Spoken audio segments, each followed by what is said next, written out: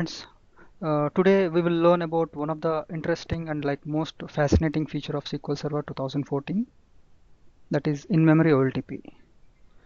So in this session and the agenda for this session is to know about in memory OLTP, like how it came into existence, what are the drawbacks and considerations while using in memory OLTP, and we will just touch base the underlying architecture and what is the natively compiled store procedure and some few pieces of programs as part of demo and some tools if you want to migrate the existing objects into the in-memory OLTP. So in the olden days, when SQL Server was launched into the market initially, the hardware is very expensive. It's difficult to get the primary memory like 1 KB or 2 KB for even 500 or maybe $600. So the database developers has to design the product in such a way that all the relational data completely lies in the secondary memory. Say when we say like it is secondary memory, it is nothing but the hard disk or disk drive. And when we say it is like primary memory, it is nothing but RAM or buffer memory.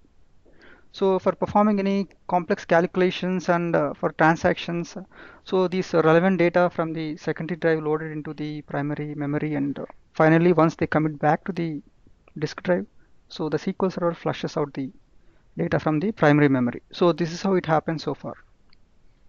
But the Microsoft has seen certain remarkable trends in the hardware. So the hardware is becoming very cheap as of now. Even if you get a processor which is having like 32 cores and maybe some few terabytes of RAM for 100 or maybe $600. So it is becoming very cheap.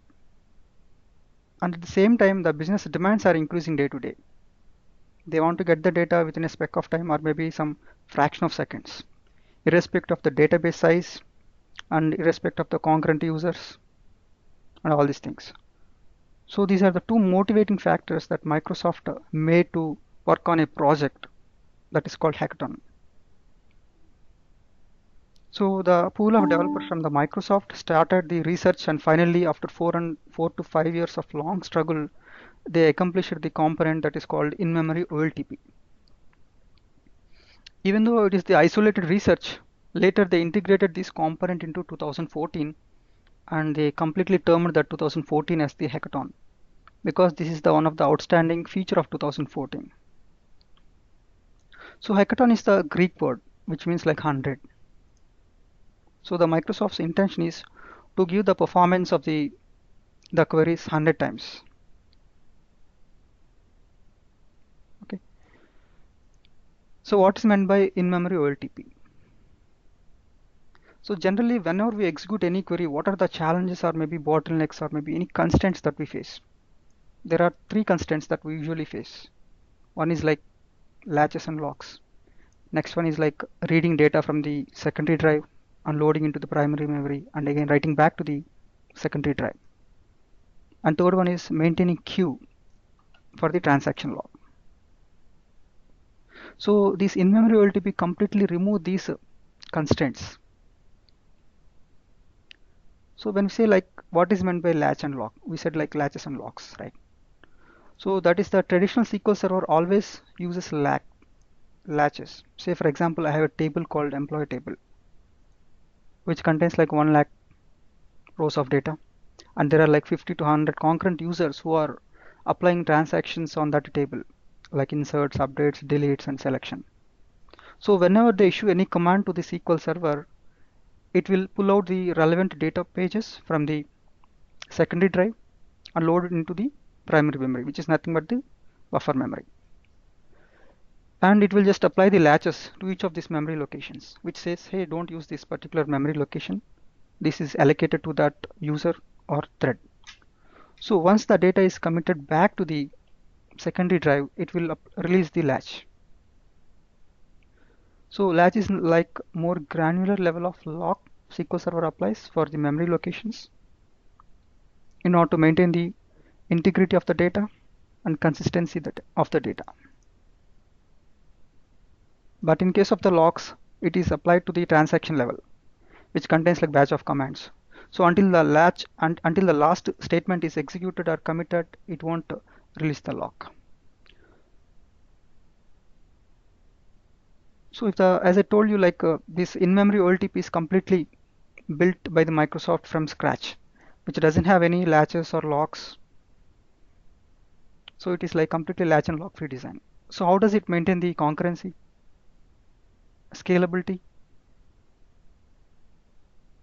So using the new concept that is called the optimistic multi-version concurrency control, which is one of the market proven concept that it uses, where it won't maintain any latches or locks to any of these particular tables, but it will maintain different versions of the rows based on the inserts, updates, deletes that each of the user does. And later the unneeded rows, which are called as the historical data rows, will be removed by the one of the component of the hackathon that is called the garbage collector. So in a nutshell, in-memory OLTP is nothing but the component which is used to increase the performance of the OLTP applications, to increase the scalability, to maintain the concurrency as well. So when we say like OLTP workloads, what does that exactly mean? So OLTP is like we know, right, online transaction processing, which are like series of programs basically used to create a database which will have like huge user database who does like short transactions, and the database could be like online transactions like financial transactions, so inventory entry, banking applications, Facebook, any kind of OLTP applications. So during that applications or for that applications, we can increase the performance to the greater extent if you use in-memory OLTP. And Microsoft is claiming that we can get a performance gain of significantly 0 to 20 times when you migrate the existing objects like tables or procedures from the disk-based approach to the in-memory approach. And straightforward, we get like 30 times performance gain when you redesign the complete structure using in-memory OLTP. And the motto behind the in-memory OLTP is they want to keep the tables in memory forever without losing any single record, and also to maintain the consistency. And its intention is not to completely migrate the database, which is like huge, which contains like hundreds of objects, to in-memory, but to identify the table which is like hot table and migrate to the main memory and use the in-memory concepts to increase the execution time or to reduce the blockage time and accelerate the application's performance. So any doubts so far?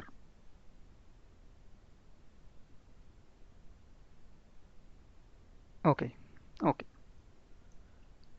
So as part of summary, what is the compatibility? So Hekaton is actually, it comes default with developer edition, that is for 2014 version. And also we can use like evaluation edition or the enterprise edition. So these are the three editions that comes with the Hekaton component. So other editions like Express edition or any other edition doesn't have this particular component or plugins that are installed. And also it is only compatible with 64-bit machines only. So if you are using like 32-bit machines or maybe 2014 32 version, so it is not supported at all. So while installing also we need to enable the data service component, which is comes under data tools. So we need to enable that to get the Hekaton's full capabilities. And the goal of this particular hackathon is to migrate only hot tables. So what does that mean, hot tables? So hot table means any table which is having more dependency. So the users have access to that table and who do short transactions in every second, which having more OLTP workloads like inserts, updates, deletes. So all these things are called as the hot table. So that hot table we need to identify from the traditional approach and migrate to the in-memory. So how can we identify whether a table is like hot table or not? There are certain ready-made tools that are available in 2014, which are nothing but like AMR tool, which is nothing but analyze, migrate, and report tool. And we have the table advisor, and we have even the native compilation advisor that we will discuss about in the next slides. So using those tools, we can identify whether a table is like a hot table or not to get the more performance while migrating to the in-memory OLTP. Any questions so far?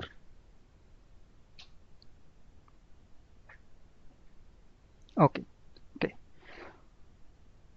There are certain terminology or maybe some technical words or some typical words we can or we use sometimes whenever we're working on like in-memory OLTP. So if you divide or if you just classify the tables in SQL Server into two types, one is like memory optimizer table and next one is like disk-based table. So when we say like disk-based table, it's nothing but the SQL Server always uses since its inception. Like the table is nothing but collection of data pages, you know, right? So which contains the data. So whenever we want to get any data, the optimizer will pull out the relevant data pages into the primary memory and apply the latches, locks, everything, and go to the transaction log. It does some updates and finally commit back to the secondary drive and finally releases all these latches. So this is how the traditional approach is working on. That is called the disk-based table. But in case of the Hekaton approach, or which is nothing but memory optimized table, which will use brand new data structure, new algorithms, its data handling, its memory management, its index recreation, everything is different. So any table which is created in memory is nothing but, in a nutshell, memory optimized table. And also, this Hekaton is one of the component from 2014, right? So we have other companies' products also in the market which also offers the same capabilities. For example, Oracle's times 10 or maybe IBM's SolidDB, which are the databases having the same capabilities. But one of the unique and like distinguished feature of 2014 is natively compiled stored procedure. So if you have any complex logic that you are using in any query, we can encapsulate that in a procedure.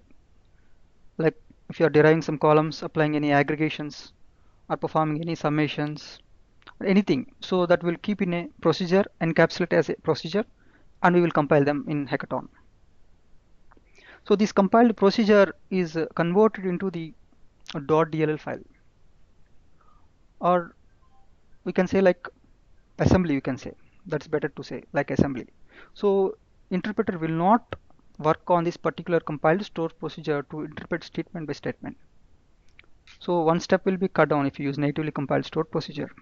So in this way, we can get like 10 times more performance when using like transact SQL statement. So this is one of the unique feature that SQL Server 2014 offers. Okay. So the next one is we always see sometimes like CCT, which is nothing but cross-container transactions. So what does that mean? So any transaction, if you write like inserts, updates, deletes, or retrieving from disk-based table, or any transaction which references both the tables, either memory optimized table as well as the disk-based table. So that transaction is called as cross-container transaction. There is a component that is called SQL optimizer component, or so that will give us what is the data that we need from either of these tables, and we collect them and finally give to the end user. So this is the general terms that we use while we are working or dealing with Hekaton. Any questions so far?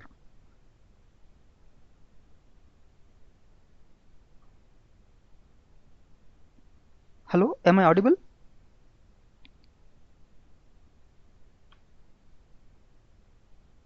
Yes, Madhu, you are audible. Yeah, Madhu, you're audible. Okay, fine, thank you, fine. Okay, let's go to the next slide. Let's touch base the underlying architecture of the Hekaton as well as the traditional approach. So in a nutshell, if you see like the thick grade component is nothing but the Hekaton components, which are like introduced into the 2014. And light gray color components are the traditional approach that SQL Server uses. And the bottommost three components are collectively termed as the logical database. Not sorry, logical, but it is physical database components. When we say physical, it is the place where actual data exists. data file group, transaction log, and the third new component is the Hekaton file group. So this data file group is nothing but the container of different files we create in a database. So this is the place where actually all the data files like tables, triggers, views, procedures, and in fact the data that we create or capture lies. And this is the transaction log where the SQL Server maintains the checkpoint files for recurring purpose. And we can say like whatever the data that is not committed to the data file group, we call them as the dirty reads, right? So that will be loaded into the transaction log, or we can assume this transaction log as the staging database or intermediate stage from where data is loaded to the data file group. Okay, so if we say, for example, the client application, which could be anything like SQL Server Management Studio or Edo.NET or any .NET applications like banking applications, Facebook, anything which requests particular data from the SQL Server can be termed as client application, which will send request to the component called TDS, which is the handler like TDS handler, which is abbreviated as like tabular data stream, right? So which will maintain the connection states as well as the sessions for each of these clients, and it will route the incoming request to either left side or right side depending upon the approach that we are taking. If you are requesting data from the Hekaton file group or maybe data, then it will just move the execution to the left side and vice versa. So the T-SQL statement that we just receive, the TDS, will be handled initially by an interpreter, which is the internal component that is there in parser, catalog, and optimizer, which is nothing but logical database. So this parser will get the interpreted statements from the interpreter, and it will identify whether any compilation errors are there. Okay. So if there are no, then it will generate some internal reference like binary trees. Internally SQL Server understands and finally pass to the execution to the optimizer. So the optimizer is the one component which will generate different execution plans based on the available statistics, indexes, and already cached execution plans in the buffer. So out of them, it will just pick out one execution plan which is optimizer and sends the execution plan in the form of some XML to the data file group. So each of these components doesn't access directly to the data file group, but there is a component that is called the data manager internally, which will handle the incoming requests and serve the data. So if we assume the optimizer as a doctor, which will diagnose the problems and finally create some prescriptions.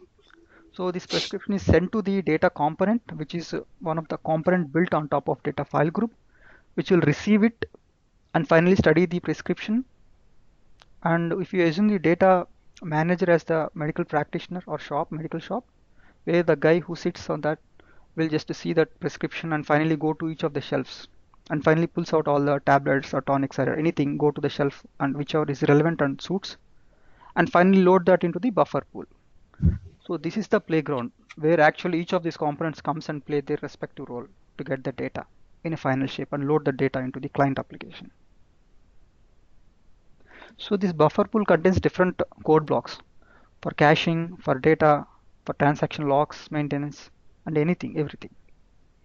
So once the data is pulled to the buffer pool, from there the actual data is again given to the TDS and finally to the client application. And when any data is want to update any particular table, then it will be loaded initially to the transaction log. So again here also one of the component that lies that is called the transaction log manager. We need to request access from the log manager to write data into transaction log.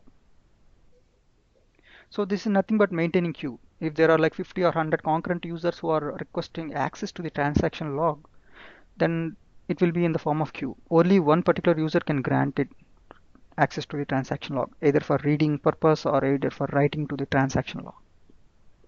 So here the queue increases based on the number of transactions or concurrent users. So once we get the access on the transaction log, data we can update or insert, and finally we can do the updates respectively to the data file group, and we will release the lock on that transaction log. So this is how the traditional approach works. So if any incoming request is like transact segment or transact statement or maybe some natively compiled procedure you want to access, then that will be routed to the left side, which will directly access the in-memory optimizer tables or the space which is completely dedicated to the in-memory optimizer tables. So from there it will grant the data again back to the TDS. And if you see, it is like the native compiler, which is the actual component which will compile the procedures, which are nothing but Hekaton procedures, and finally generate the .dll files, which will directly extract or feed the data from the memory optimizer tables. And memory optimizer file group is one of the component which will use it to generate some checkpoint files for recovering purpose, right? So when I say recurring purpose, what does that mean? Say for example, I have created a table which is having like 10,000 rows or maybe 1 lakh rows of data in memory. So what if SQL Server crashes or maybe shuts down or maybe restarts? So will the table still get the durability? Yes, right? Because we will just maintain the backup of this table structure and data if required in the memory optimizer table file group, which is nothing but the disk drive. This is only used for the backup purpose. And the number of writes to the transaction log is minimal when compared to the traditional approach. That we will prove with some few programs. And query interoperability is one of the component that is renovated in 2014 to accommodate the Hekaton approach as well as the disk-based approach. So any query that is referencing both disk-based tables as well as the memory optimized tables, then this query interoperability acts as a bridge between these two components and serves the request. So we will just take this example with some sample tables and we will just identify how the flow goes. So any questions so far?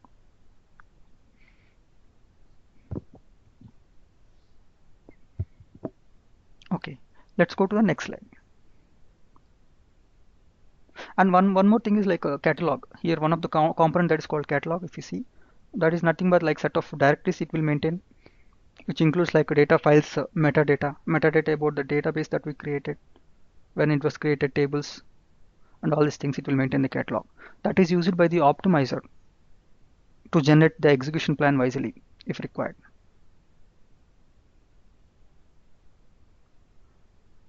So all these components are loaded into the buffer memory or SQL Server worker process whenever SQL Server initiates or starts.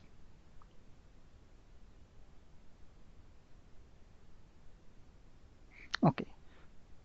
If you see, say for example, I have some transaction. A user has issued a transaction which is having like inserts, updates, and deletes on a particular table that is called T3. Let's go to the right side section. I mean disk-based approach.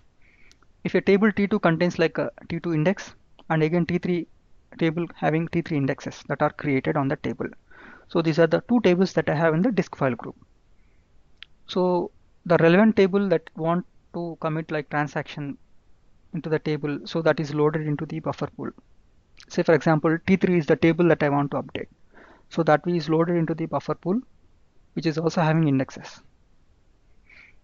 So if you want to commit or insert data, anything, so that will be loaded into the transaction log, where it maintains all the table data as well as the indexes that you are updating, and finally back to the disk file group.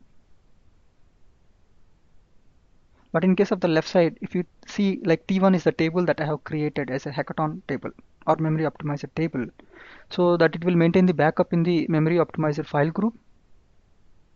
And for inserting or updating or committing any transactions, it will be routed to the transaction log, where it will maintain all the data before it is committing back to the memory optimizer tables. So if you see the transaction log, one of the difference between the traditional approach and the current approach is T3 tables indexes are also maintaining in the transaction log for the traditional approach.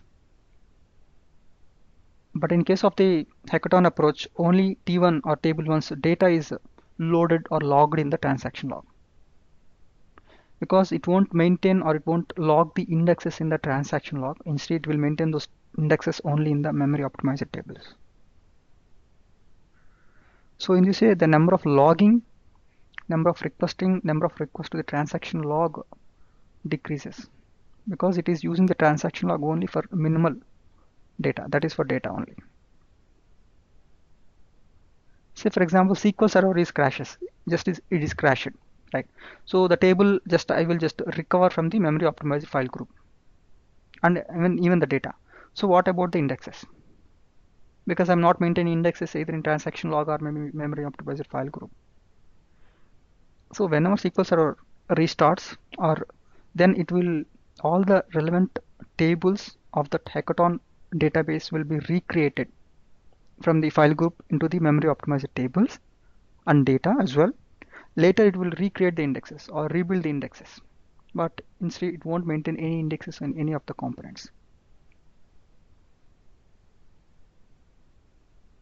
And natively compiled stored procedure is one of the component which will only refer the memory optimized tables. So it don't have any direct interaction with any of the components. So it only and can interact only with the memory optimized tables.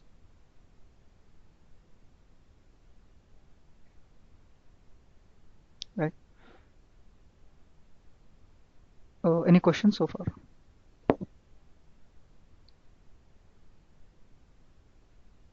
Okay. Before going to the actual demo, there are certain limitations that we need to consider. Like there are server and database limitations. Say change data capture is not supported if you are making any database as Hekaton database. And the replication is not supported. And there is also limitation on the memory it uses. Like 250 gigabytes of data is only acceptable by the in-memory component per server, that too. If a server is reaching or maybe crossing like 250 GB of data, then the memory optimizer will trigger an error to reduce the memory space it is accessing. And also the schema is fixed. So when you say schema, whenever you create any memory optimizer table, you cannot do any alterations.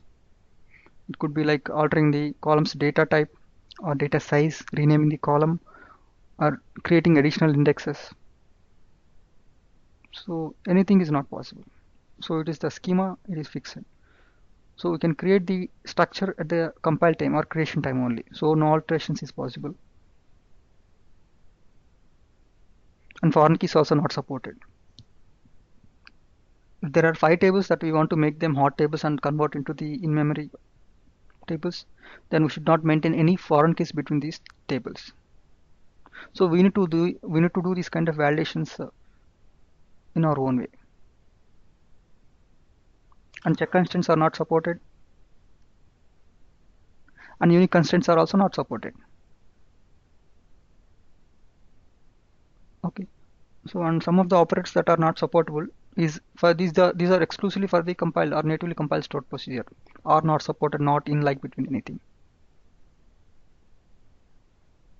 And if you want to get more performance, we need to lose some requirements, right? So for that, maybe Microsoft assumed that these are the main areas where the performance will decrease.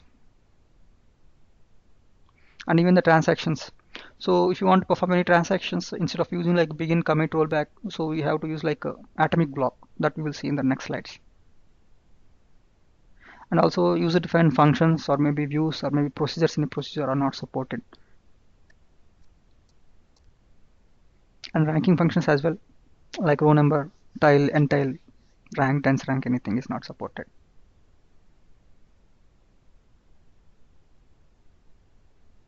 These are certain limitations that we need to avoid while converting any table from disk-based approach to the traditional Hekaton approach. If you can avoid Madhu, these, yes, yes, yeah, there is a limitation on the size of a particular column as well, right? correct, 8 exactly, yes. KB. Yes. So say for example, it is varchar, we cannot use like varchar of max and varchar of max, maybe tile or maybe text. image. So blob data types are not supported at all in memory OLTP. And that too, the row size should be like 80-60 bytes only.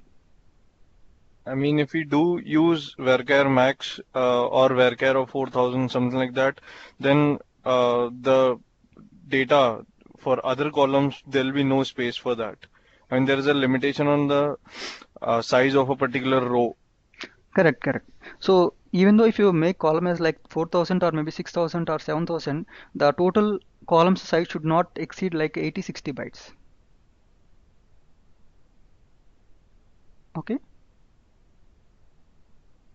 Hello. Yeah, right. Okay, you can keep like varchar of 4000 or maybe 5000 or maybe 6000, but the total size of that particular columns in that row should not exceed like 80-60 bytes. Yeah. Okay, so that we will see in the program where if you just give more than like 80-60, what happens? How the disk-based approach will deal with that actually. What is the difference? Okay, and there are certain tools that we can use to identify what are the tables or procedures in the disk-based approach which is taking more time. So I want to convert that into in-memory OLTP to get more performance.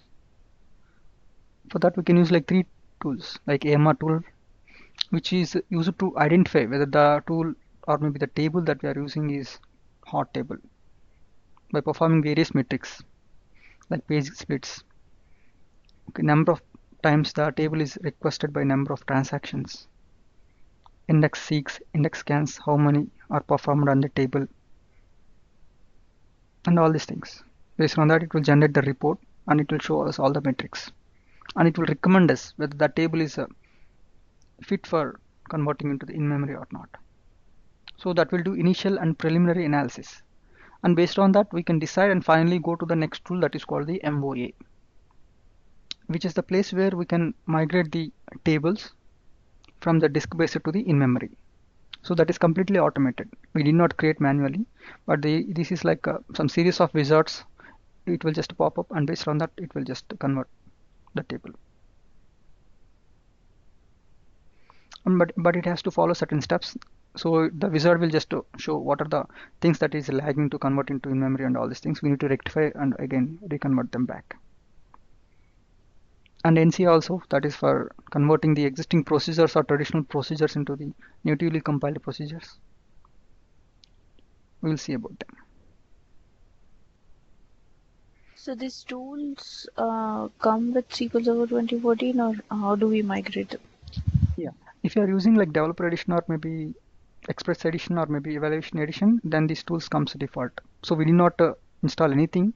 So whenever you just install with the default version or maybe default installation, these are automatically loaded. Okay.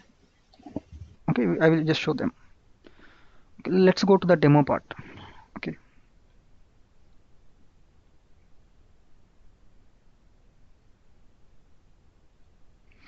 Say for example, I will create a sample database. Some sample. Okay. So whenever you create any database, it will generate the file group.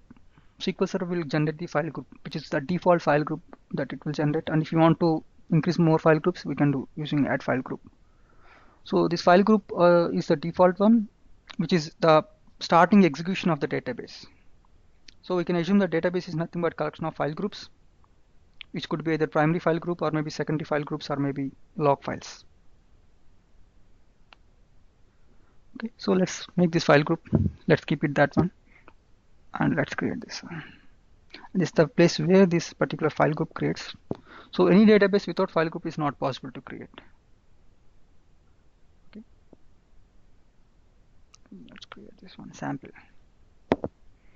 Okay, go to the properties and file groups. Okay, we created one primary file group which is default, and I want to add the files to the file group. As I told you, like file group is like nothing but container, which will get our container of files. So we need to create one file, at least one file. So it will create default. That is nothing but the sample. I want to create more file groups, not file groups but file sample secondary.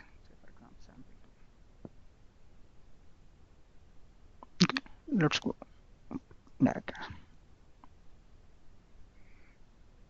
Let's go to that particular location. If you see, we have like mdf file .ldf and .ndf. You know, right, what are these extensions? Like mdf is like a main data file or maybe master data file. There are different notations, and next data file, and maybe .ldf is like a log data file. So SQL Server default creates one mdf file with the database name, and similarly .log file as well. And this is the optional .ndf. If you want to create more data files in a file group, we can create them. If not, not needed. And if you want to just scale up the .ldf files also, we can do. You can create n number of .ldf files. But one MDF and one LDF files are mandatory for creating the database. So what is the advantage of this .ndf file? We know about MDF and LDF, right? What is that? Why should I create .ndf file? Say for example, I have a database which is having like 250 gigabytes of data, which includes database, everything, tables, procedures, everything, whatnot. So sometimes the Windows server maybe give some, so if it is like exceeding more than 250 GB, which is the maximum size that Windows server or maybe Windows file system allocates to the database. Okay, so we cannot insert any data to the database anymore. So during that cases, we can scale up the database like ever growing without changing the structure or removing the data using .ndf files. We can create like 3 or maybe 5 .ndf files and keep one of these secondary files in each of the disk drives. One NDF per disk drive. So in this way, the data can be migrated from equally across all the disk drives. So whenever you generate any query, it can just feed the data across all the disk drives rather than just concentrating on one C drive, which doesn't have more memory, right? Sometimes. So and the maintainability also increases. So whenever you are maybe some recovering the database, these .ndf files in parallel will recover or execute again to get the shape of the database again. So this is the traditional approach that SQL Server uses while handling the data. .ndf, .ldf and maybe .ldf. Okay, so let's see how the In Memory OLTP or maybe Hekaton handles the data, how it just creates the folder structure and everything. Okay.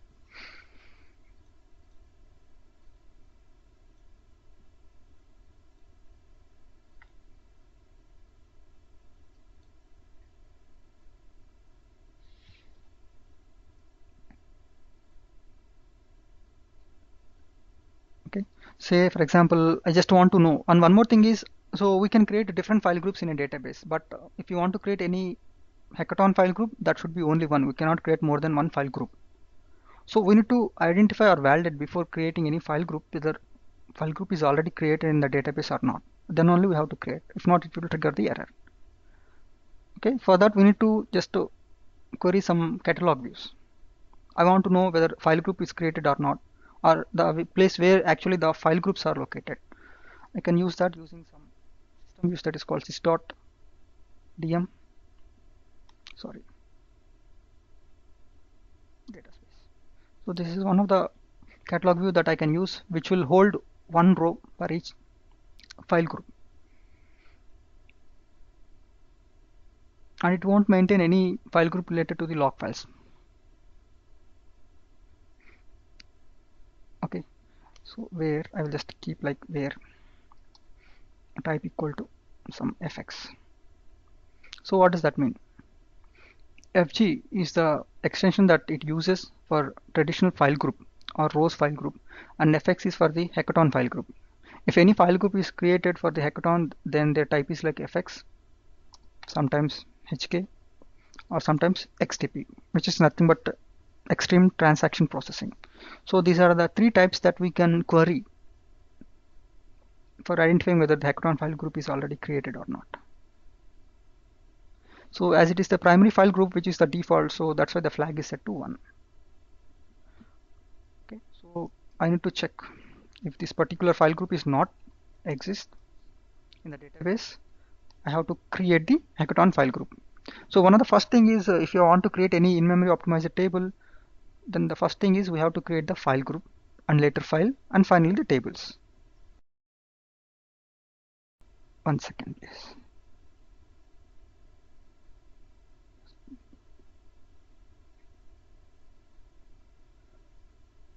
One second, I'm just taking.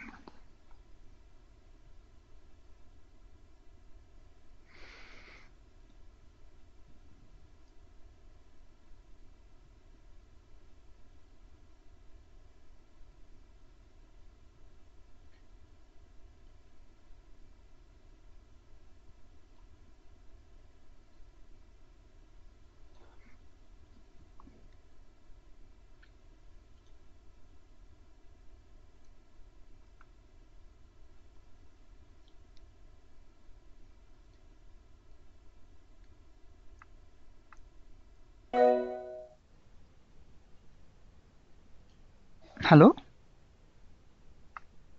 Hello? Yes, Madhu. Yes, Okay. Madhu. Okay. Yep. Okay. Okay. So I need to validate whether that particular Hekaton file group is already exist or not. If not, I will just create the file group. So alter, how I can do that? Like alter database current. You can use this one, and maybe add file group. What is the file group? I can say like sample and keywords like contains, memory, optimized data. So this is how I have to use the keywords, that is new keywords like contains, memory, optimized data. If you do so, it will create the Hekaton file group. Let's execute this one. Let's go to the location, default location. Okay, before going to that, let's create the file also and go. And if you just again query this particular catalog view, let's see. So it has created the Hekaton file group, whose extension is nothing but like typefx, memory optimized data file group, which is also default, because as I told you, like we can create only one Hekaton file group, which always keeps default as 1.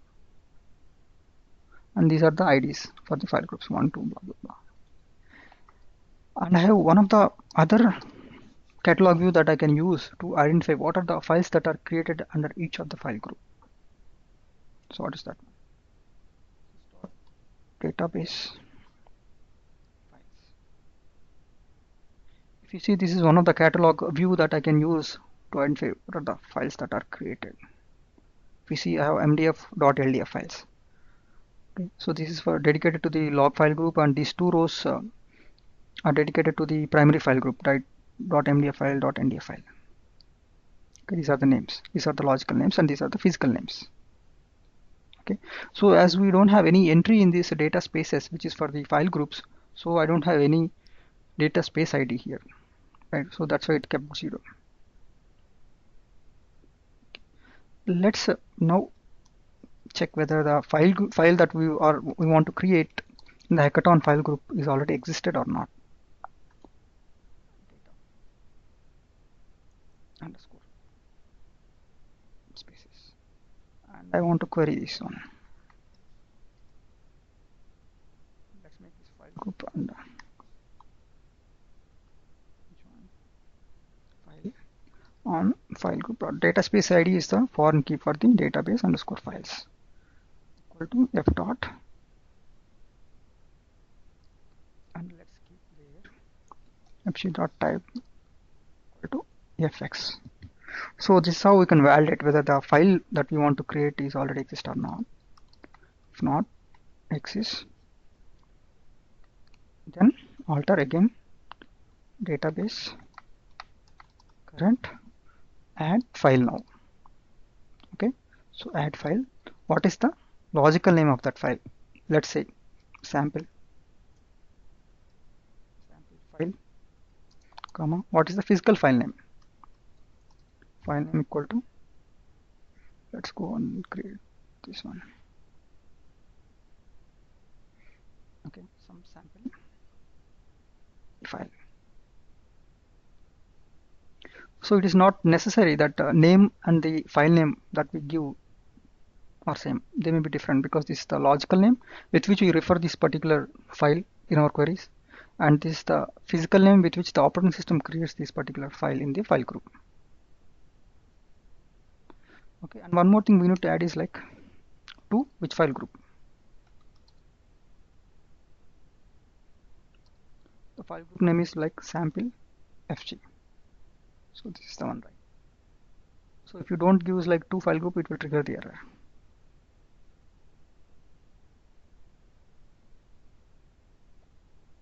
So the file is created. Let's go and check. Sample f. So this is the folder that it is created for the file. Okay, so its notation is different. For the disk based approach, it is the row types, or we can say, let's go to this one. You can say.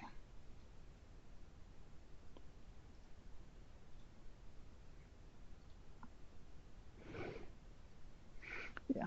So what is the file type for the disk based file group? It is the rows data. What about the Hekaton file? It is the file stream data, right? So when we say like file stream data, it is in the form of blobs, or maybe precisely we can say in the form of files. Okay, because it will store the data in the form of compressed data. It doesn't maintain any data pages at all. In the disk-based approach, the data is stored in the form of data pages. Each page is maybe like 8 KB size, right? So some collection of some 8 or maybe 10 pages size, nothing but tuple, we know. So like that, it will store the data. But in case of the Hekaton approach, this is nothing but the data is stored in the form of rows. It doesn't maintain any data pages at all. So rows in some files, or in some blob files, or maybe file stream. So that's why we see different approach here for organizing the data. It is the folder that it shows us. So if you go to this particular folder, so it will just, you will see some folders here again. Okay, the folder is empty. If you just create some table and go, then it will just generate some files. Let's see that one.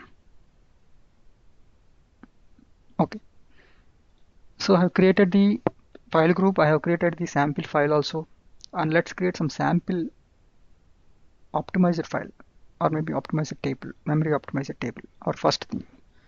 So for doing that, actually I have created some Hekaton, one of the database, under which I just created some sample tables, which has like huge data, maybe some lakhs of data, because it's not, it will take some time to again load the data into this database. Okay, so I will jump into the Hekaton database to start our demo further. Okay, let's go to the other thing. And I have one of the table that is called orders table. Okay, how much data does it have? This is the disk based table. Select count of star from orders.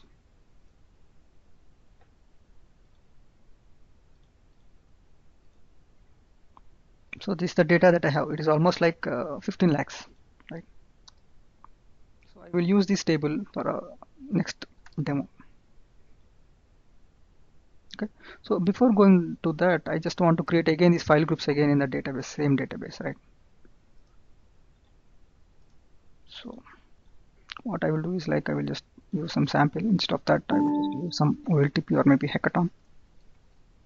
I just want to report the file group and files again in this particular one, and just make this one as F. Okay. So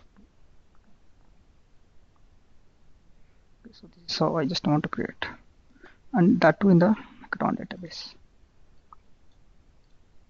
It is created successfully, and again I will just use this one, Hekaton file, Hekaton to file group, this one.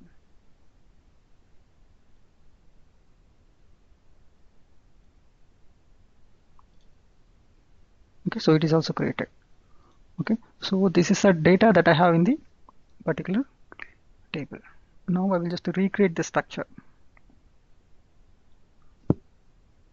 Okay, so this is the table that I have.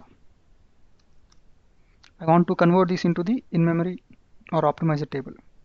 So the first and foremost thing is I will just make them as memory to identify that it is the memory optimizer table. And the second thing that we need to do is like with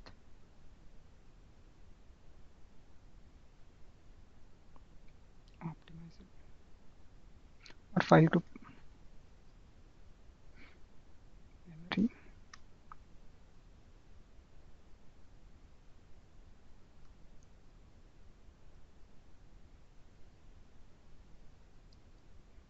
to on. This is one of the keyword that we have to use. And next one is we need to set the durability. Like durability equal to schema and data. So this is optional. Durability, when you set to schema and data, it will just maintain the backup of the table as well as the data. And if you just keep like schema only, then it will maintain the structure or maybe table in the secondary file group, like a Hekaton file group that we have created.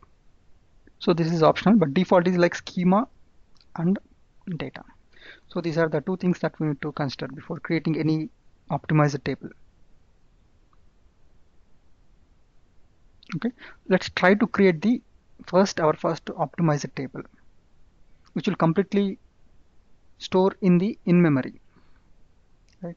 Let's exit this one. So it is saying some errors. What is that? Memory optimized table orders with durability schema must have a primary key. Okay, so there are certain limitations, or maybe there are certain steps that we need to create before making any table in memory optimization. The first one is like the table should have at least one primary key. What is the use of the primary key? To increase the performance, right? So if you don't have any primary keys enabled on any table, how can we get the performance 100%? So that is the thing that made Microsoft to create like primary keys mandatory, because they have removed certain performance bottlenecks in memory. The first one is like primary keys necessary. Let's try. Cluster indexes which are default for primary keys are not supported with memory optimized tables. Okay, so what if I just create some primary key on any disk-based table? What sort of index that it creates default? For primary key, it is like the clustered index, right? Unique clustered index. For unique key, it creates like non-unique clustered index. So that's why it is trying to create some clustered index, but in memory OLTP cannot use clustered index. Why?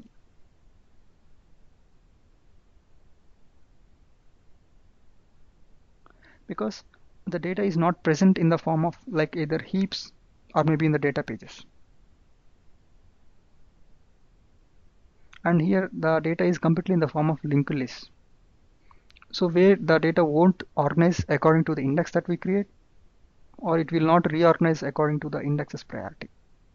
So index won't come into picture here. The in-memory table is just sample rows, or it's just a memory locations which are having some pointers, just pointers. We can call them as like non-cluster index.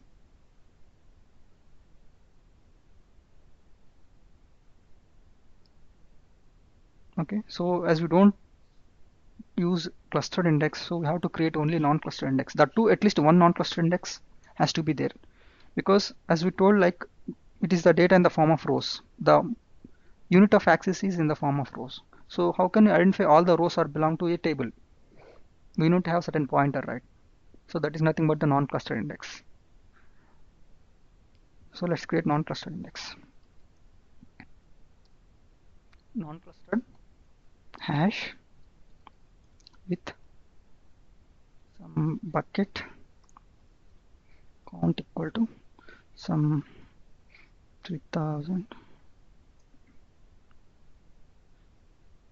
One of the interesting thing here is we can create two types of non-clustered indexes. One is like hash index, and next one is like range index. Before going to the range index, what is this one? Hash index. And what is this like bucket underscore count? So hash index is nothing but it will store the data in the form of hash tables whenever you create any hash index, which contains the index as well as the data on that row. So the index is pointed to the row that we create like that. So the data is in the form of buckets. So we know like linked list how it works. So when we are studying like the data structures, similarly it also maintains the data in the form of buckets. What is this bucket underscore count equal to some 30 lakhs?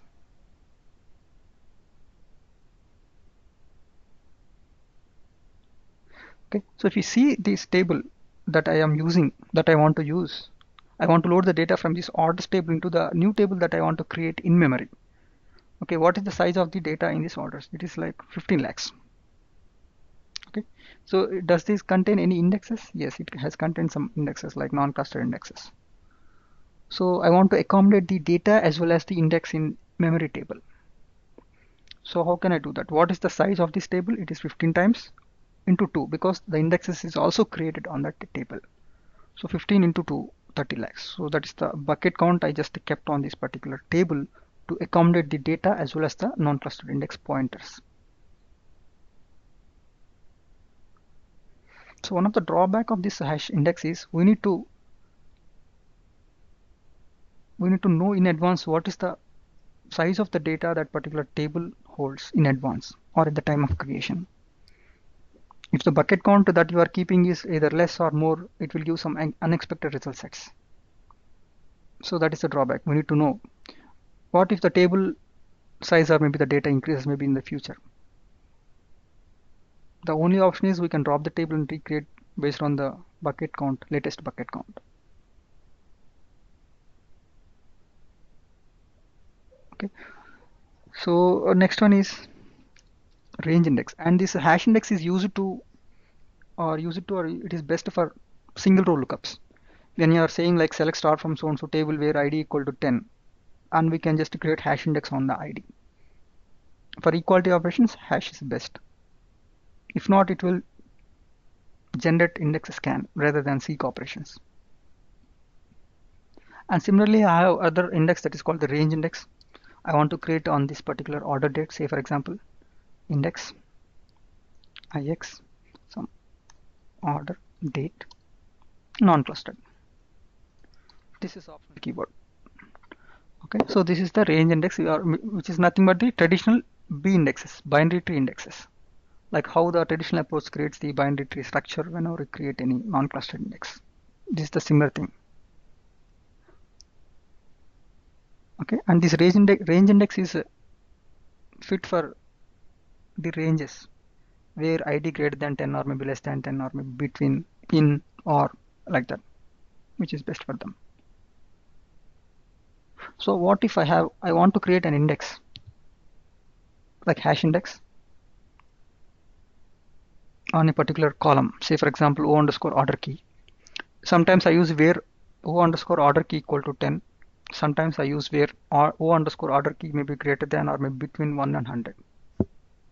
So during that cases, how can I create the index? Okay. So during that cases, we can create two indexes on the same column. One is we can create hash index, and another one is we can create like range index on the same column. Okay. So let's create our first table. Nullable columns in the index are not supported with indexes on memory of this table. So this is one of the constraint or maybe thumb rule that we should not, or the index will not accept any null values because nulls are not good for comparison. Okay, this is one of the performance hiccups that SQL Server always feels. So that's why it won't validate or it won't allow nulls. So that's why it just kept not null. So not null is mandatory, primary key is mandatory, and at least one cluster index we need to create, one non-cluster index on the table. Let's try to create this table. Okay, so table is created successfully. Let's go to this particular folder and see. Before that, what is the DB ID? I want to know. It is 7, right? So let's go to this folder, data. And if you go now, sample Hekaton, right? Hekaton. Go to this folder and again go to this one. If you see, these are the sample data stream files that it has created to load the data into that particular table. We just submit this one and just go to click on this property. What is this? Like 170 MB. So this is the 170 MB is the minimum size that we have kept for that file. Let's go to this one, Hekaton, and go to this properties, files, and let's see Hekaton. This is on. So these are in the form of file stream, or we can say in the form of files. The data is maintained, right? So let's go to the XTP, which is one of the folders that is dedicated to the Hekaton, which is nothing but extreme transaction processing. Just click on that and go to this. So our database ID is 7. I just want to go into this one And if you see, there are certain files that are created already whenever I just compile the table. So what are these interesting files? Let's go to .c.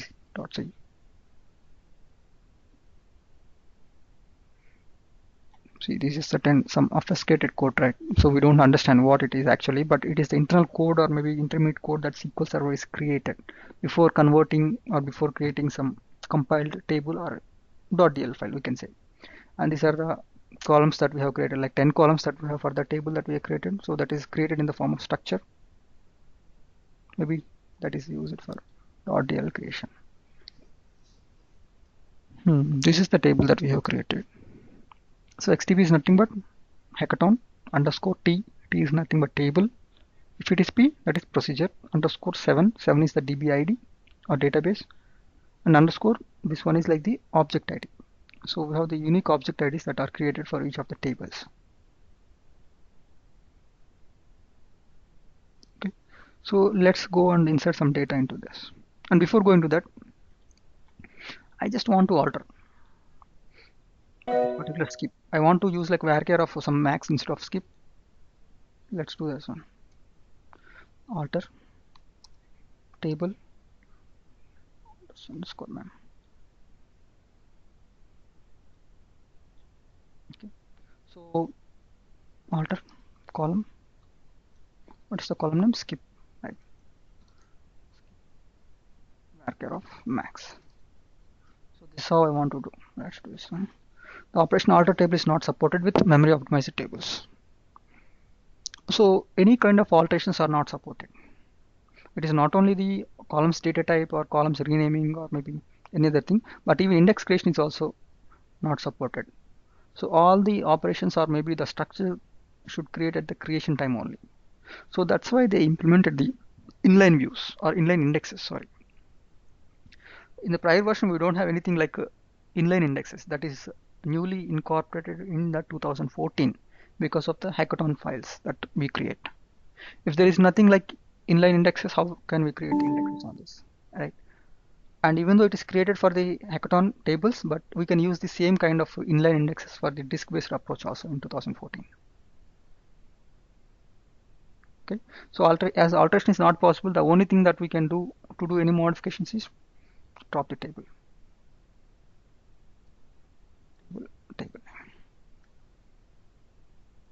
Okay, so let's make here, say I just want to know some 7,000 maybe.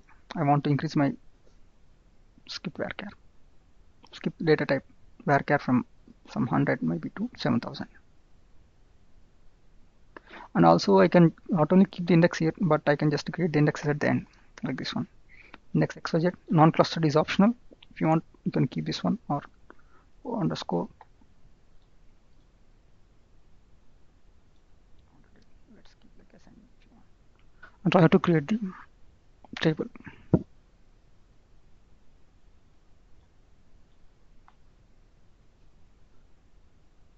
It's created.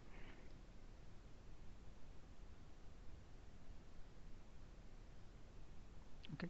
So I just want to keep like 7,999. What happens?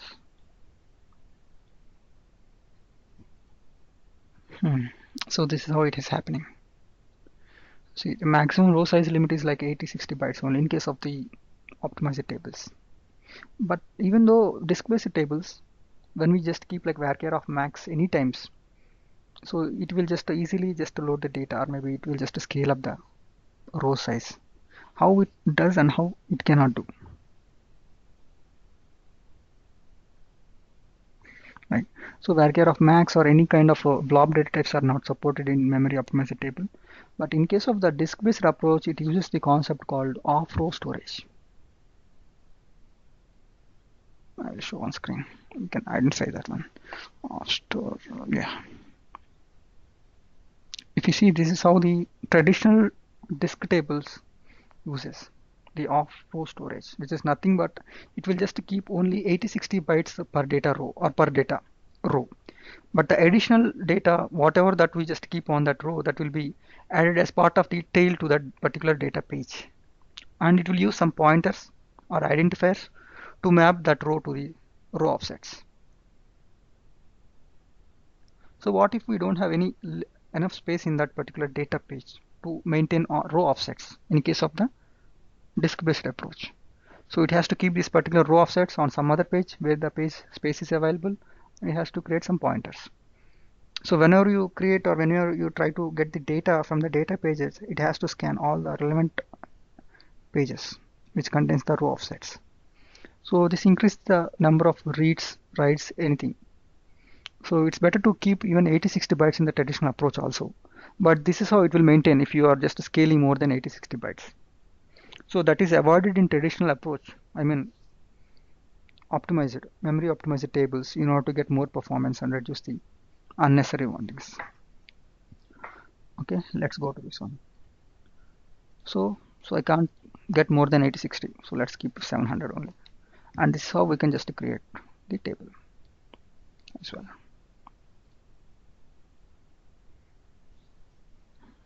The table is created. Right. So I will just query this one. Let's see if it is created or not. Okay. So the data is not there. So I want to just load the data into this memory optimized table from the same structure that is called the disk-based approach. So how I can do, like, insert into select star from. So this is how I can do. Let's load data into this one, and just want to just query a single order where this one. I just go to this particular where o underscore order key equal to this one. Okay, so I want to query the same order key in the memory optimized table as well. So this is how I want to do. And I want to just measure the statistics, how or maybe the number of data pages it has scanned, what are the logical reads and all these things. For that I can use like set statistics IO on. I want to do it for same disk based as well as the memory optimized tables. Let's keep this one identification set statistics IO on. Okay, let's run this one. Same data, and let's go to the messages. So statistics IO is one of the things that we can use for initial metrics measurement, like scan count, which is nothing but data pages it has scanned, logical reads. So what are the number of pages it has read into the data buffer, physical reads, anything, or maybe the log or nothing but the large objects, or maybe varchar of max, any data types that it has used or referred, nothing. So but if you see, we don't have any statistics that are captured for the in-memory tables. Why? Because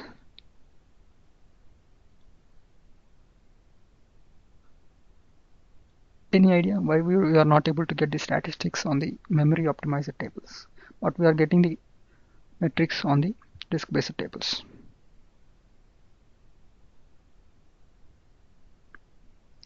Because we don't have any concept called data pages in memory optimized tables.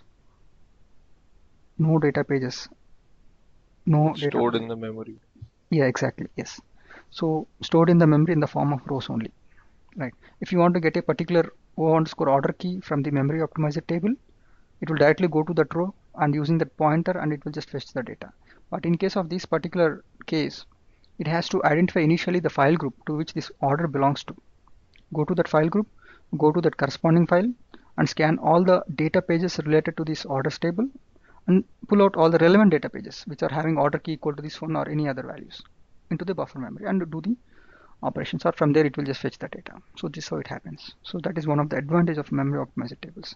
The smallest unit of access is row, but here it is the data page. So as it is like row data only to maintain, so there won't be any latches or locks, unlike a traditional approach. Okay, say now I just want to delete the data again, and I want to do one more validation to check the performance. Can I just use some truncate table? Man, we cannot, right? So truncation is not possible.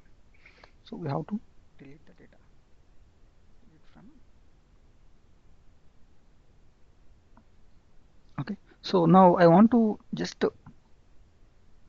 identify what sort of operations that are performed in a transaction by comparing the traditional as well as the in-memory optimizer tables. Okay, let's see. Select start from orders, and I want to load the data into memory optimizer table. Madhu, we don't have identity in this memory optimized table, right? Correct. Identity is not supported in memory optimizer, and sometimes people say that we can use like sequence object. We know, right? Sequence objects, but it is Yeah. also not supported. So the identity, if you want to get, we need to do our manual coding, incrementing the value. Okay. Yeah. So insert into and get the data, and I just want to identify what transaction that is performing.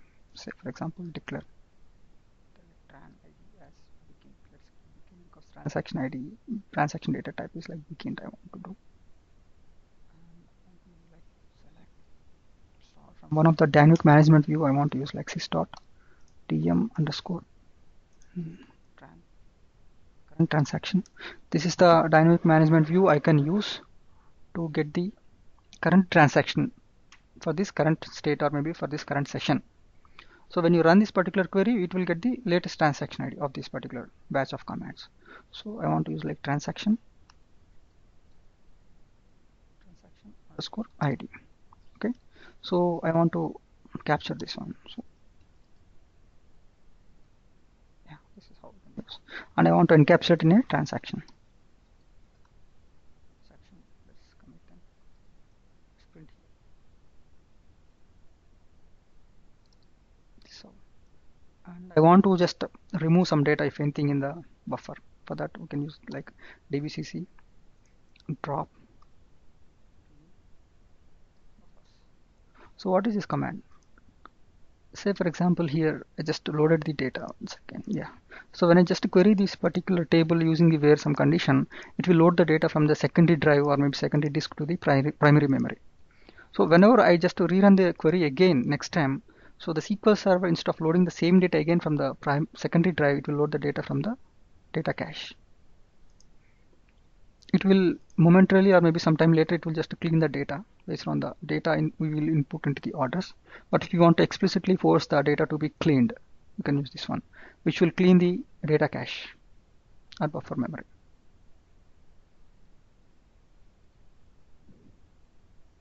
Okay, so let's try to get this one. Insert into, I'm just inserting data from the traditional table to the memory optimizer table and capturing the transaction ID. Let's make this one. And what's this? This is nothing but Hekaton, right? Hekaton transaction ID. This is the transaction.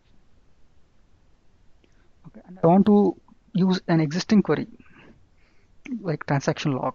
So this is one of the query I want to use. It will take time, so I just want to keep this one. What is this one? I'm just querying some table valued function that is nothing but fn underscore db block, which takes two parameters like start time and end time. So as of now I'm just passing null values. Okay, what is this? Okay, before that just run that one. Okay, now we'll see. So I'm just doing is what sort of operations that this particular transaction is performing. So if you see, one is for beginning the transaction, one is for committing the transaction, which is as expected, and I have LOP underscore HK, which is nothing but the Hekaton. And this 8432 is nothing but the rows that are inserted into the transaction log for the memory optimizer table. And we have like 15 lakhs if you observe, but it is in the compressed format that is loaded into the transaction log. Okay, and this is one of the table value function that we can use to get the metadata about the transaction log, when the transaction is performed, what sort of operations, commit, rollback, insert, some chains, etc. Okay, you can query or you can use this one. And I want to do the same performance or operation for the same disk-based approach and want to measure the metrics. As of now, we are having three operations that are performed in the transaction. I will just use some ready-made query as well. This is the exact replica of the memory optimizer table that I have created, but it is like the disk-based approach. Okay, let's create this one. And I want to do the same for this one.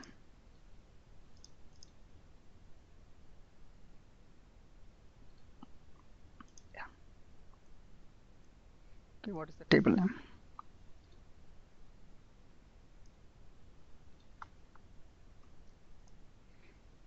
Okay, so this is how I want to just give. Okay, let's run this one. And this is the normal table. I want to capture the transaction ID as well. And also I just need to replicate the same query again. So this is the okay normal table. This is the transaction ID. Let's go and keep this one here. And this make this like 150. Okay, same thing. Only thing is I just pass rather transaction ID. Normal tables transaction ID. So here also if you see we have the three. One is like begin transaction, commit transaction, and next one is like insert operation. This one.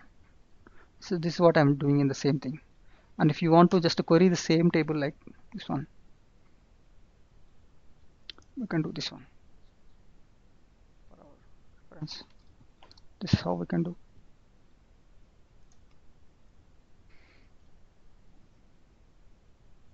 Okay. Can you observe anything? What is the difference? So this is the traditional table or normal table whose operations are like begin transaction as expected, commit transaction which is also as expected, locking transaction because the data pages, normal table contains data pages.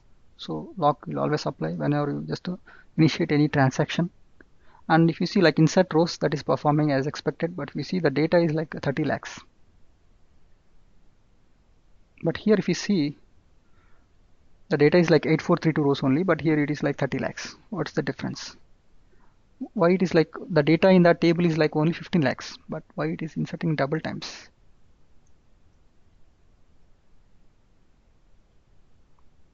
Because it contains the indexes as well. So it is capturing the data as well as the respective indexes in the transaction log for the normal table. So that's why it is like 15 into twice. But in case of the Hekaton approach, it is only like 8432, which are very minimal operations logged in the transaction log. And it doesn't maintain any transactions or maybe indexes in the transaction log. So from this we can say that, right? So this is how we can prove whether the number of logging or it doesn't maintain, or we can say like it is like indexes are not logged in the transaction log in a simple statement, right? So if you want to just query this particular one, you can just do, yeah. So if you want to just extract the metadata about the transaction log, we can use this table valued function. So like HK stands for Hekaton, and delete rows performs commit transaction, insert rows. So all these things, and this is the transaction ID we can use all these things. And let's go to this particular student table. Okay, so this is one of the thing that I want to create an index on the varchar rather than integers, and I want to create like two types of indexes. One is like hash index and next one is like the range index. Okay, so this is how we can create. Let's create this one. So indexes on char columns that not support underscore bin2 collation. So what is the default collation that the SQL server uses in case of the normal tables whenever you create an index on the varchar?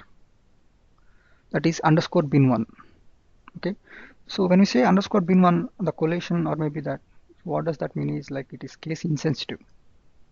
If you even not give the appropriate data in the comparison, it will just check in the form of like operator. But here it is like precise. We have to use a collation where it will only check the case sensitive data. Okay. How we can do that? So this is how we can like collate. And the collation that we have to use is Latin 1 underscore general underscore 100 underscore bin2 for all the index or composite columns. Okay, and also major also, right? Because this one. So let's create this one. Okay, as I told you, this collation is used or maybe used for case sensitivity. This is like the equal to operator, whereas the underscore underscore bin1 is like operator. So like is not good for right for performance. So that's why they just ignored that. let's create it, and I just want to just insert some sample data.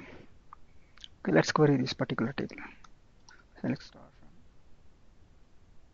from students where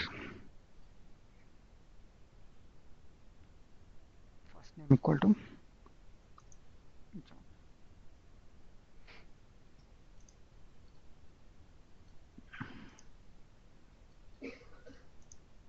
Yeah, I will just enable some execution plan as well, but before that I'll just run this one. Let's see what happens. See, it doesn't fetch any data because this is like case sensitive. The collation is case sensitive. It only check the data if it is correctly matched. The thing is that we need to use this fun and maybe some last name. What is the last name? Okay. So now we get the data, and if you see the execution plan, the index that is identified is like hash index, which is expected, and if you see the storage is like memory optimized because this is the memory optimized table, which is as expected as well. Let's say I just want to query students maybe based on some major. This is the traditional index, non-clustered index. And I just want to comment this one. Okay, so index. So age underscore measure. The index is identified, this index, because we are just querying based on this index column, which is also as expected index seek. And I just want to make like this one. What happens if and age equal to some 24. Okay, because I have created index on these two columns, so it is now identified properly. What if I just don't? What if I just give this one only? Just go to the execution run. Index scan is performed with the filter node, which is nothing but filtering based on the age equal to 24. Okay, why is it happening? From this we can say for our identification that whenever you are using some range index or maybe traditional non-cluster index, if you want to get like index seek operation, then the order of the data is like column 1 plus column 2 or column 1. That's it. But if you just use some column 2, then it can't identify the index, so it can't perform index seek. So that is what it is happening. So this is the dealing with indexes on the varchar. Like, let's go to the natively compiled stored procedure. What does that mean exactly?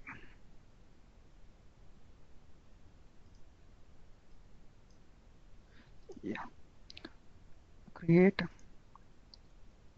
Let's create the natively compiled stored procedure. Create some procedure, some sample.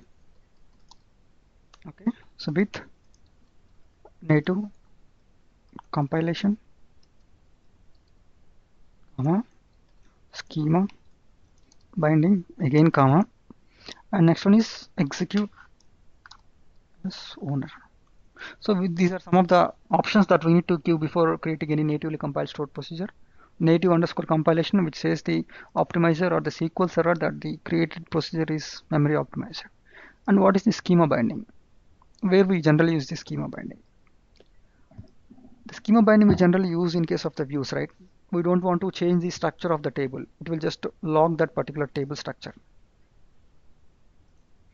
So in this case also, it doesn't want to just change or alter the table structure. So that's why it is just asking for schema binding. These are the three mandatory options that we have to give while creating the natively compiled stored procedure. And third one is like execute as owner. The default, whenever we create any procedure in the disk-based approach, it is like execute as caller, which is nothing but the request that it comes. But here we have to execute as owner because the SQL server don't want to give any sort of options with which it will execute. So it want to cut down certain validations. Maybe it is for internal purpose.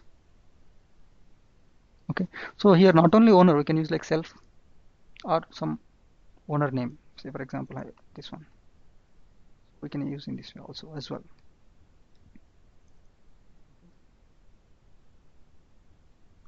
Okay. And one more thing is as. Here, if you want to create any transactions, the thing is you have to use begin atomic blocks.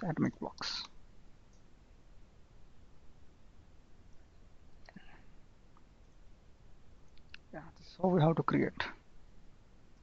And one more thing is like we have to use certain isolation, like transaction isolation level equal to snapshot, maybe language equal to English. Now I just use some select one. So this is how we have to create the natively compiled stored procedure. There are 4 types of isolations or maybe transaction isolation properties or levels are valid in case of the Hekaton approach. One is like snapshot, maybe repeatable read continuous, or read committed we can say, and serializable. And one thing is like language equal to English. When we say that, so whenever we just compile that procedure, maybe sometimes we get some compilation errors or runtime errors. So during that cases, it will just trigger the error messages in English. But if you want to get some French language, we can do as well. So this is how I just want to create the compile store procedure. So the procedure is created successfully. Let's go to this particular. And if you want to just execute this one, execute.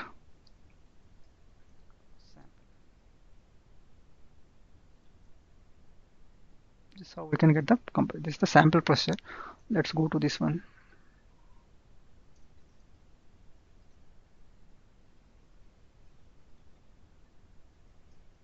Okay, so P stands for procedure. So it has created the procedure in this way.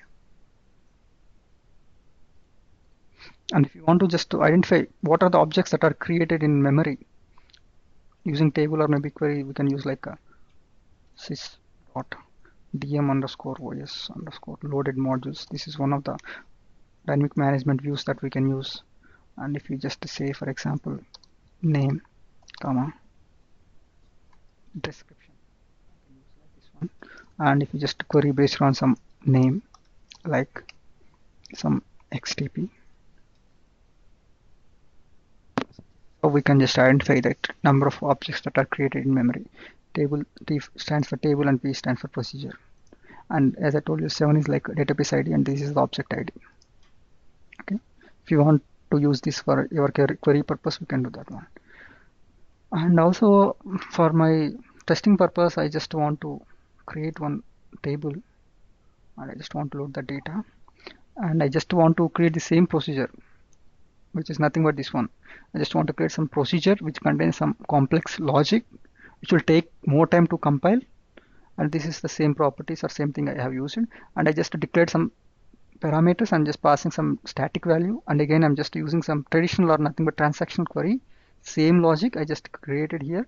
I'm just want to compare the data. So this is the traditional approach, transact statement, and this is the stored procedure. I want to natively compile stored procedure. I want to just execute and measure the performance. I mean, what sort of time it takes, or maybe what is the CPU time, or maybe the complete or total utilized time. So everything I want to do that one. Okay. So I just referring this particular table, right? So I'm just creating the table and I'm just inserting some sample data into this one. Okay. So this is what I'm doing as of now. And after that, I will just compare the performance. Let's say I just give like print. This is Hekaton. Okay. So this is how I want to give. Let's run this query. It's taking time.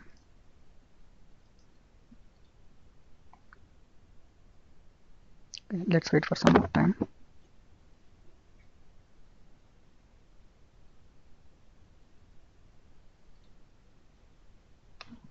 One second.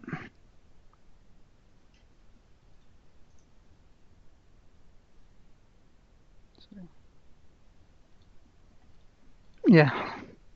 So table is created and now just compile this one. And I will just run this one.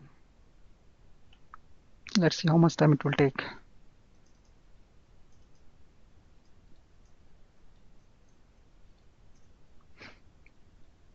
Okay, no, skip this one.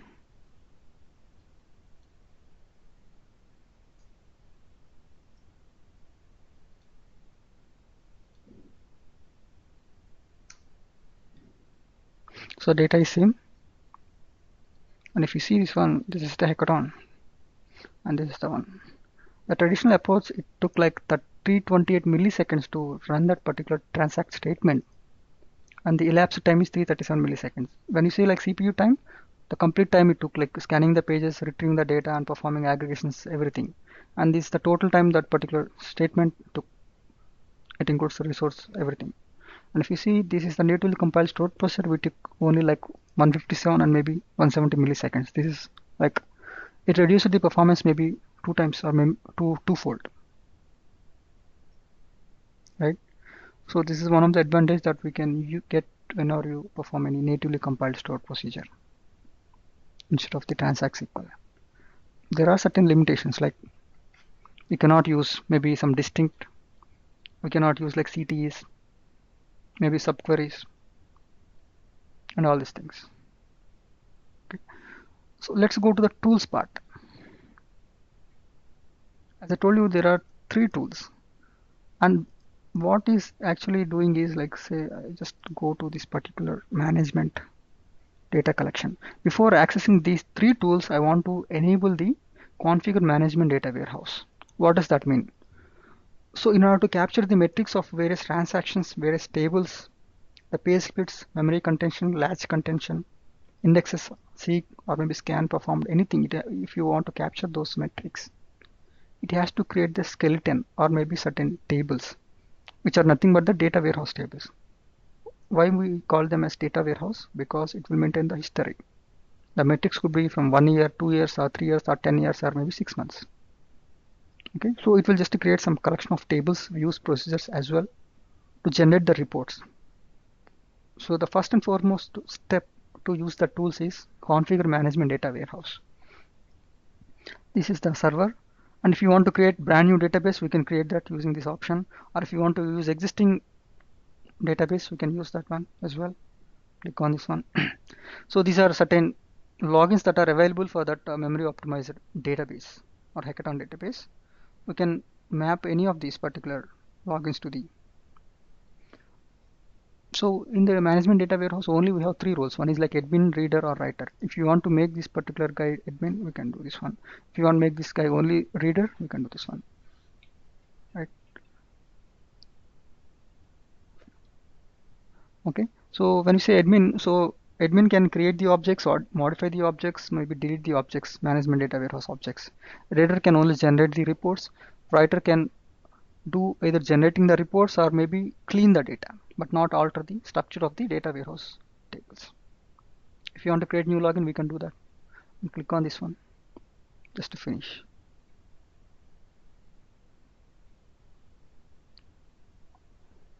I think it will take some time. Okay, so once it is done, it will create the structure in this particular Hekaton, all the tables, everything related to that one. And again, if you go to the same data collection, the step 2 is configure data collection. So what does that mean is, so whenever create any data collectors, it will create the jobs in SQL agent, which will extract the metadata whenever any transaction is performed on any tables, disk-based tables, and load the data into the data warehouse tables that it creates in the Hekaton. Right. So then we can generate the reports. Okay. So how we can just do this one? Go to this one, configure data warehouse, and this is the server name where the data warehouse is created. Right. This is the cache directory. If you want to just make some intermediate or maybe temporary folder to extract the data before loading to the data warehouse object, we can do that one. And what sort of transaction that we want to capture. This is the user defined transaction. Just click on that one if you want. Just go to this one. Okay, so we have to give the database name. If the management data warehouse objects are created in that particular server name, then it will show us the database name. If not, it will not show anything. Okay, so we have to either wait for that turn or maybe just click on this one and cancel. Okay, now after these 2 steps are completed, we can perform AMR tool, which is nothing but right click on that database, go to the reports. Here it will just list out many reports or many reports based on certain metrics if the data warehouse is created. Okay, so like all transactions overview, performance overview, index statistics, everything. Maybe if you want to just perform based on disk usage, we can do that one. So like that, based on the different metrics, it will generate the reports. We can just do some analysis and finally report. And let's go to the migration part. Say for example, this is the table I want to migrate. Right click on that particular table, click on memory optimization advisor, just click on that one. So this wizard or tool migrates the table, which is the disk based table, to the in-memory table. And we need to sort out all the problems or errors that it throws on that wizard. Let's generate the report because I want to know what sort of yeah, this is the report that I have generated, and let's see. So everything is correct. So we don't see no identity columns are used which are unsupported, and no computed columns, and everything is fine. But if you see the indexes, the following unsupported indexes on our table, nullable index column. So we need to just make this as not null column because Optima natively compiled table doesn't support that. Let's go to the design and make this one as like set primary key and click on save. Okay, so now I will just do again memory optimization advisor. Now everything is fine, so nothing. And these are like warnings or maybe information that we can use or maybe see whenever we create any existing table to in-memory table. This we can consider. Click on next, and this is the thing like what do you want to with the old table. So I want to rename the old table with some underscore alt and create the new table with some customer. So this is how it is happening, and this is the place where it creates the file, logical file name, and the memory optimizer file name, which are not editable. And this is the space, estimated current memory space. This is based on the data that we have in the customer table. And finally, if you want to migrate the table structure or data, we can just check that options. And these are the two indexes, as I told you, we can create for memory optimizer table if you want to make this index as a hash index or range index. If you want to make range index, what is that column? Sort order, or else click this. Or if you don't want to make this as a particular indexes, then we can just use other columns as well. Okay, so let's click on this one. Okay, so click on migrate. If you see, so old table is just made like customer underscore old, and now it has created the new table. Right click, go to this one. See, this has created the new structure based on the additional approach. Non-clustered hash, primary key non-clustered. This is bucket count and everything. So this is nothing but the memory optimization advisor. And if you want to migrate any stored procedures as well, you can do that one. See, I'm not able to get a particular option which is like convert natively compilation wizard. So because these are all the in-memory procedures, we can create only the traditional procedures into the in-memory because we don't have anything. So let's try to create some sample thing. Create procedure some XYZ as select one. Okay, I have created some traditional procedure. Let's click on this one. Now we can see native compilation advisor. Click on this one. No unsupported transaction elements exist in the stored procedure. The thing is that natively compiled stored procedure can only refer the traditional or in-memory optimizer tables. So we need to use like orders underscore mem. Let's see how the data is.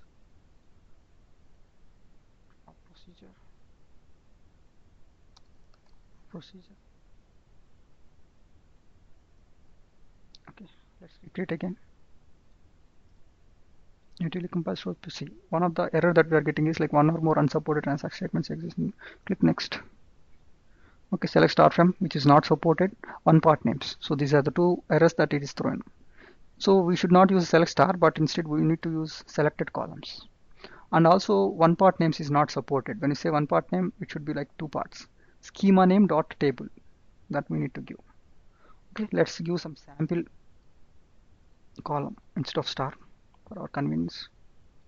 Let's give some underscore order key or dot. This is how we have to create and drop the procedure and compile this again. Let's go to this particular one, refresh. Okay, now we can, so it is not throwing any errors, but I am not able to see the next option. Why? Because so this native compilation advisor will not convert the traditional procedures into the natively compiled procedures, but it will just show us whether it is eligible to convert into the in-memory or not. Whether what are the options that we have in memory, are they following, what are the thumb rules, what are the validations that it is doing, and all these things it will just show us. Just click on cancel and do manually conversion of these procedures. Only tables can be converted using these tools. Okay, I think it is taking more time. Okay, so that's it from my side.